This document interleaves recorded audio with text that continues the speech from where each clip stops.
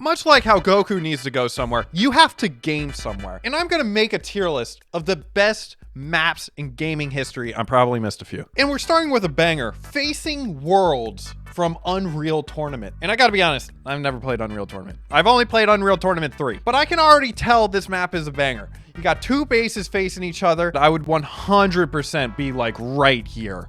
I'm a notorious W holder. In fact, the W is rubbed off of all of my keyboards, and every single one of my left sticks drifts up. And although I can understand why it's a banger of a map, I don't feel comfortable putting it in the tier list. So I'm gonna put it in Never Played. Yo, 2 Fort. Once again, two bases looking at each other.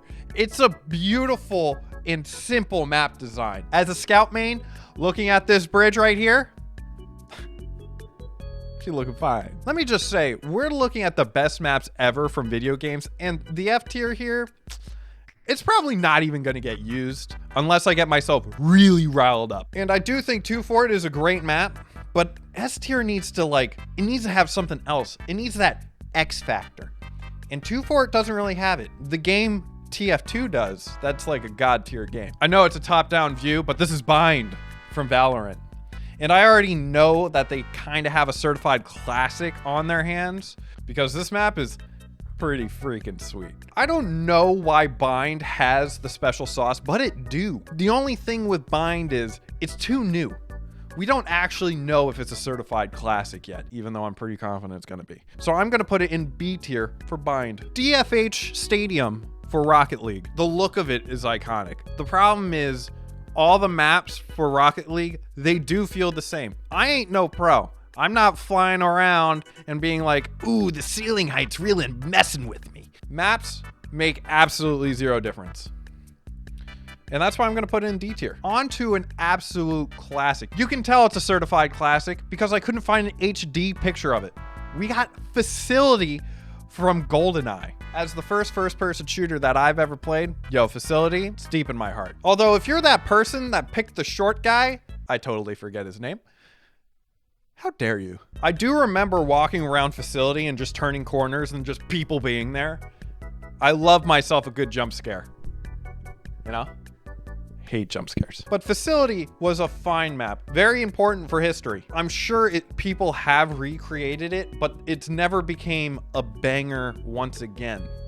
So I think it's a C tier. Blood Gulch. This is gonna start our Halo gauntlet. And what a map to start on. This is also why I'm sure Facing Worlds and Unreal Tournament absolutely works, because it's simplicity.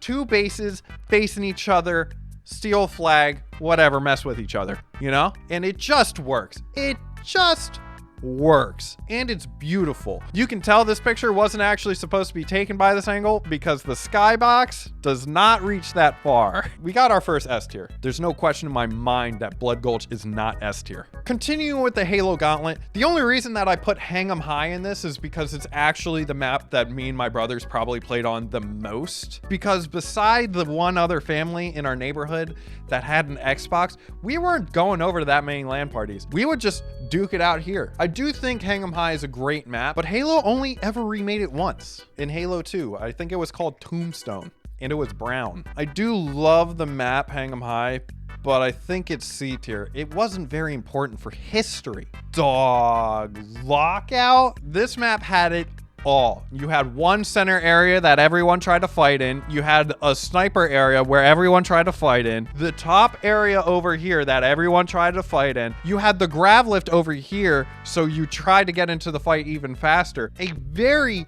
chaotic map, and it 100% worked. It even had a super bounce. I will say though, Blackout in Halo 3, for some odd reason in Halo 3, just didn't work as well. But Lockout, I think it's another S tier. I'm limiting it to 2 maps per game. And the 2 most iconic maps for Halo 2, Lockout, Zanzibar. Am I a Halo fanboy? Yes. Do I love the map Zanzibar? I actually don't. I thought this map was a little overhyped. And then it got a remake in Halo 3 as Last Resort. It worked better in Halo 3. I still had fun on this map. Yo, this spinny wheel thing, every single one of my lives was spent sitting at the bottom of this wheel just getting pushed up. I thought that was the coolest thing ever. I don't think Zanzibar is nearly as great as Lockout. I'm putting it B tier. Halo 3 Guardian. Don't ask why the picture is so small and I couldn't find an HD picture of it. I didn't look that hard. But the reason that Guardian is so great is the same exact reason that Lockout is so great. Let's make Lockout without it actually being Lockout and name it Guardian. I don't think it's as iconic as Lockout, although this is my favorite map in the entire Halo series. This is also the only map that we're covering in Halo 3. I understand Narrows, Pit, Valhalla, Sand Trap, all classics. Come on, let's be real. This is the one. I'm thinking Guardian is an A tier. It's not built like Lockout though. Lockout was nuts. Guardian concluded our Halo gauntlet, and now we're gonna go through the Call of Duty gauntlet, starting with Crash. Hey, all I gotta say is you get an airstrike, you put it on top of this building if you know that your team doesn't have it, guaranteed kill every single time. This building was the hot spot on the map, and most great maps have a hot spot where everyone should gather and should fight, because the point of a video game is to run around and have fun. Because all I gotta say is you're running around for like 10-15 seconds and you haven't seen anybody, that's no fun. But you know, if you go towards this tower, you'll see probably at least one person. Probably a few. I'm putting Crash A tier. There's a reason that all the small maps in Call of Duty get so highly respected. It's because it plays to Call of Duty's strengths, just being like an extremely fast, chaotic game. And Shipment showed this first. I think Shipment is also an A tier. Ooh, switching focus. Knock der and Toten? I probably didn't pronounce that right, but the first Zombies map, good old World at War being the way World at War was, you can buy grenades, and then if you jump in it in a certain way, the zombies can't get you. And I remember doing that all the time with the flamethrower, and then you can go to an unlimited round. I love myself some glitches in my maps, I will say. S tier. Someone at Call of Duty was just like, yo, I'm kind of bored, so I made this like wave survival thing. And they were like, yo, why is this so good? 1v1 Rust snipers only. Right when Modern Warfare 2 came out, there was a glitch where you could play ground war on Rust. It could have been some of the most fun that you could ever have. It's either you constantly dying for 5 minutes straight, or it's you constantly spawn killing people for 5 minutes straight. There was no in between, and it was so much fun. I actually don't think Rust is that great of a map, but through memes and Modern Warfare 2 being a lot of people's first Call of Duty, Rust is permanently etched into the history of gaming. Has to be S tier. Hey, I'm pretty truthful on these videos, and kind of bites me in the butt sometimes. Hey, and if you like the truth, subscribe. Or don't. It's your choice. You can do whatever you want. But I'm not gonna lie.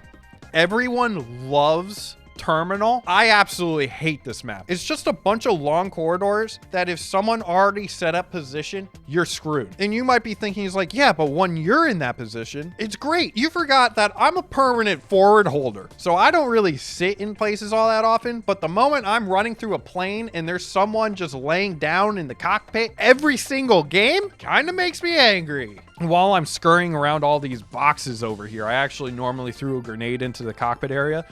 I'm not gonna lie, probably got me a kill 80% of the time. I personally don't like Terminal at all. I'm gonna put it D tier. Nuketown, I would normally put this immediately S. The only problem is Call of Duty ran this map into the ground. They've probably remade this map more than any other map in Call of Duty history. Don't get me wrong.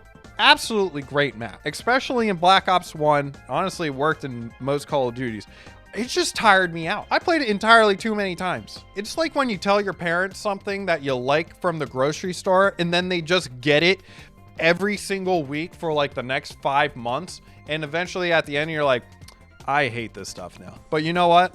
The double rainbow, it's S tier. Come on. Come on, it has to be S tier. I need to go back to Black Ops 1 and see if I like Nuketown again. Hijacked.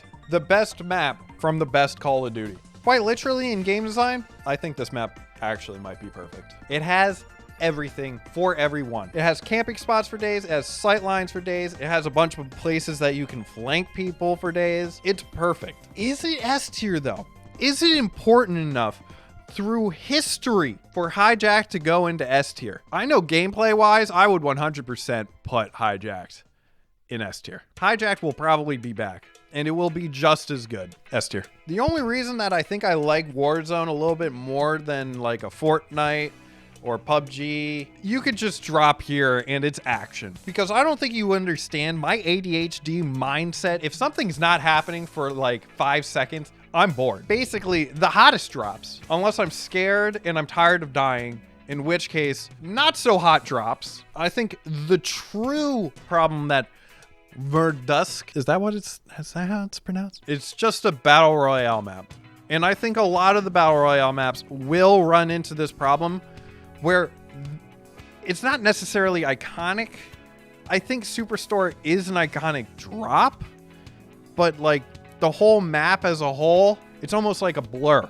Verdansk, I think it's a B tier. Now, since we're out of Call of Duty, time to go to a real man shooter, Counter-Strike. And we got Dust 2. The amount of clips that these boxes have made by themselves already made this map S tier. But that's not it. These doors, dude.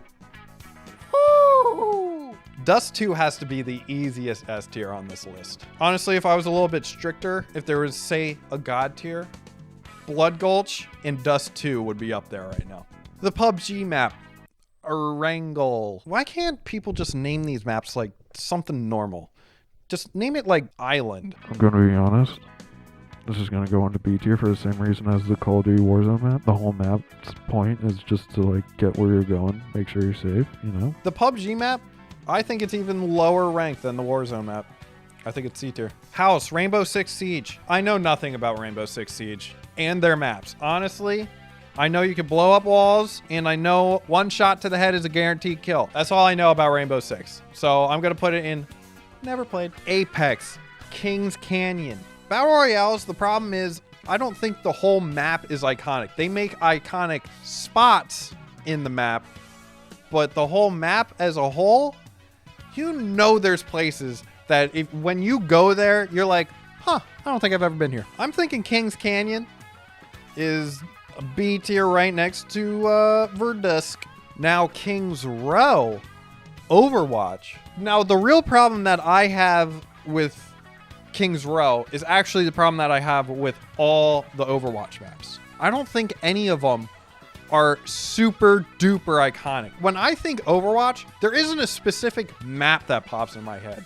Like if I think of Call of Duty 4, I'm thinking Crash. If I think Halo 3, I think Guardian. I think Modern Warfare 2, I think Absolute Rage. When I think Overwatch, I kind of think of the characters before the maps. Hey, Kings Row, great map, very fun to play. I think Kings Row is a C tier. This might be the only exception to the Battle Royale rule. Chapter 1, Season 2 Fortnite map. And honestly, I didn't like Battle Royales. And I really tried to like Fortnite. And this is the only map of Fortnite that I actually kind of liked. Because one, you had the hot drop every single time. And if I wanted to play safe, my boy Flush Factory down here was goated. I still don't think it's S tier though. I'm thinking it's a hard A tier. Season 2 Fortnite map, I'm putting it into A tier. Talk about great maps with absolutely zero soul. I believe this map through and through has been made to be peak gameplay perfection, but you lost all the pizzazz, all the character. I'm thinking Summoner's Rift from League of Legends. It's a hard C tier. Sorry, League players, but C tier. Rainbow Road is so great that they make a different version of it for every single Mario Kart. Every time, it probably is my favorite map in Mario Kart, especially the Wii version. For months, I tricked my roommate into being like, dude, it's the last map. You have to play Rainbow Road every single time. Little did he know, Rainbow Road is by far my best map in every single Mario Kart. My hands are tied, people. Rainbow Road is S tier. When you think maps in video games, Rainbow Road is right up there. If there was a God tier, Blood Gulch, Rainbow Road, Dust 2. Continuing with the party games, we have Final Destination from Super Smash Bros. And before it was 1v1, snipers only, Rust. It was items off, Fox only, Final Destination. Now, I'm going to put it into S tier, and don't get that mixed up with, wow, Final Destination is a good map. It's actually terrible. But hooey, is it iconic. Moving on with iconic maps from Super Smash Brothers, we have Temple. I could have put Pokemon Stadium here, Battlefield, Yoshi's Island, Corneria, Pokefloats. Nothing is built quite like Temple. Let me give you a breakdown. You see this top area? Is area highlighted in red? That's Weenie Hut Jr. Don't get caught up here unless you're a weenie. All right. Now this blue area down here is Salty Splatoon. How tough are you? This is where all the fighting should go. This little island down here, highlighted in pink, Super Weenie Hut Jr. You want to act like you're cool, you're in the Salty Splatoon with everyone else because you're down here? No. You are 100% a weenie for camping on that platform. It's a certified classic. I think it's S tier. Gosh, the S tier is literally full. Wake Island.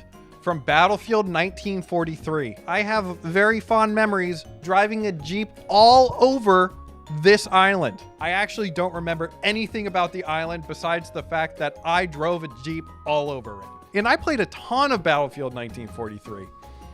I don't remember anything about the island. And because of that, I think it's D tier. And we have the other Blood Gulch, Warsong Gulch from World of Warcraft. PvP in World of Warcraft is kind of weird because I feel like the maps had absolutely zero impact. You had the Night Elf scenery versus the Orc and Troll scenery. I think to World of Warcraft people, it's super iconic. To everyone else, it's not. So I'm putting it D tier. And last, but certainly not least, we have the Risk board. If you're a camper down here, it doesn't make you good at Risk.